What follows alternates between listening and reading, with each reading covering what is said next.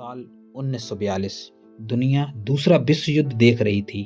भारत अंग्रेजों की गुलामी में जकड़ा था और इस घुटन भरे माहौल में भारत की आज़ादी की लड़ाई अपनी सबसे आग उगलती मंजिल पर पहुंचने वाली थी। ऐसा आंदोलन जो ब्रिटिश राज की नींव हिला देगा, भारत छोड़ो आंदोलन।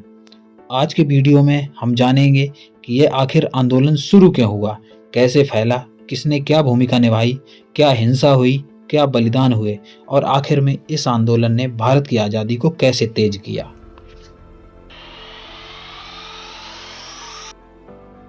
भारत 1940 के दशक तक गुलामी की जंजीरों से थक चुका था।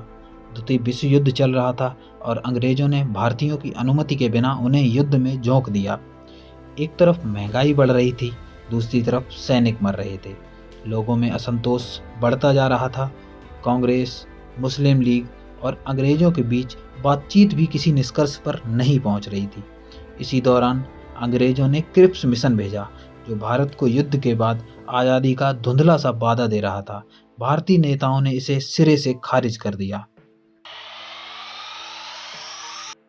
1930 में नमक सत्याग्रह के बाद देश एक बड़े आंदोलन के लिए तैयार था, पर गांधी जी सही समय का इंतजार कर रहे थे। अंततः 8 अगस्त 1942 मुंबई के ग्वालियर टैंक मैदान, जिसे आज अगस्त क्रांति मैदान भी कहा जाता है, यहाँ गांधी जी ने ऐतिहासिक भाषण दिया। उन्होंने कहा, हम इस लड़ाई में स्वतंत्र या मृत्यु एक ही परिणाम देखेंगे, करो या मरो। यह नारा सिर्फ नारा नहीं था, बल्कि यह पूरे देश की खून में बिजली की तरह दौड़ गया। अंग्रेज इस आंदोलन से डर गए थे। 8 अगस्त की रात को ही गांधी जी, नेहरू, पटेल समेत लगभग सारे बड़े नेता गिरफ्तार कर लिए गए। पूरा आंदोलन बिना नेताओं के रह गया। लेकिन अंग्रेजों ने जो सोचा, हुआ उसका उल्टा। नेता जेल में थे, लेकिन आंदोलन और उग्र हो गया।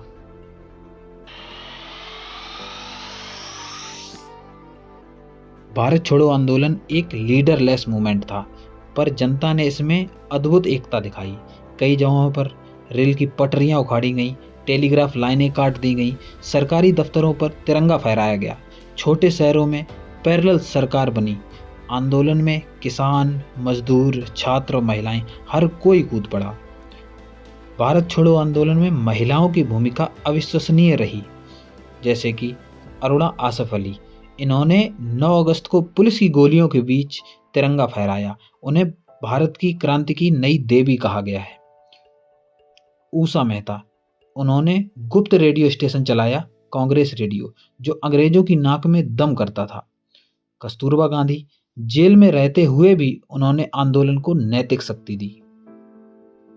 इस आंदोलन में युवा सबसे आगे थे। स्कूल बंद, कॉलेज बंद, पर देशभक्ति खुलकर बह रही थी। छात्र अंडरग्राउंड नेटवर्क बनाकर संदेश पहुंचाते थे। भगत सिंह और चंद्रशेखर आजाद जैसे पुराने क्रांतिकारियों से प्रेरित होकर कई युवाओं ने हथियार भी उठाए। अंग्रेजों ने दमन की सारी हदें पार कर दी।